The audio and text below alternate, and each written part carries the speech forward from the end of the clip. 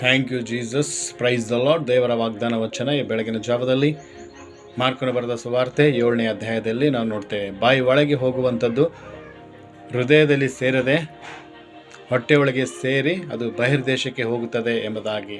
ಹೌದು, ಕರ್ತನಲ್ಲಿ ಪ್ರೀತಿಯ ದೇವರ ಮಕ್ಕಳಿಗೆ ಇವತ್ತು ನಾವು ಬಾಯಿಂದ ತಿನ್ನುವಂಥ ಪದಾರ್ಥ, ಆ ಬಾಯಿಂದ ತಿನ್ನುವಂಥ ಆಹಾರ ಏನಾಗುತ್ತೆ, ಅದು ಹೃದಯದಲ್ಲಿ ಸೇರದೆ ಹೊಟ್ಟೆಯಲ್ಲಿ ಸೇರಿ ಅದೇನಾಗುತ್ತೆ, ಹೊರಗಡೆ ಹೋಗುತ್ತೆ. ಅಂದರೆ ಇಲ್ಲಿ ದೇವರು ಆಹಾರ ಏನಾಗಿರುತ್ತೆ, ಎಲ್ಲ ಆಹಾರ ಶುದ್ಧ ಎಂಬುದಾಗಿ ದೇವರು ಇಲ್ಲಿ ಹೇಳ್ತಾ ಇದ್ದಾರೆ. ಅಂದರೆ ಯಾವ ಆಹಾರ ನಮ್ಮ ಹೃದಯಕ್ಕೆ ಅಥವಾ ನಮ್ಮ ಮನುಷ್ಯರಾಗಿರೋ ನಮಗೆ ಕೆಟ್ಟದು ಅಥವಾ ಹೊಲೆ ಮಾಡೋದಿಲ್ಲ ಎಂಬುದಾಗಿ ದೇವರ ವಾಕ್ಯ ಹೇಳುತ್ತದೆ.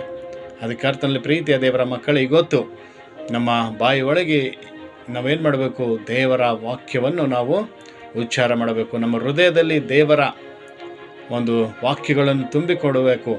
ಅದು ಏನಾಗುತ್ತೆ, ಅದು ಹೊಟ್ಟೆಯಲ್ಲಿ ಸೇರುವುದಿಲ್ಲ. ದೇವರ ವಾಕ್ಯಗಳು ನಮ್ಮ ಬಾಯಿಂದ ನಾವು ತಿಂದಾಗ ಅದು ನಮ್ಮ ಹೃದಯದಲ್ಲಿದ್ದುಕೊಂಡು ನಮಗೆ ಆಶೀರ್ವಾದ ತರುವಂಥದ್ದಾಗಿದೆ. ದೇವರು ಈ ವಾಕ್ಯದಂತೆ ನಮ್ಮೆಲ್ಲರನ್ನು ಆಶೀರ್ವಾದ ಮಾಡಲಿ. ಆಮೇನ್.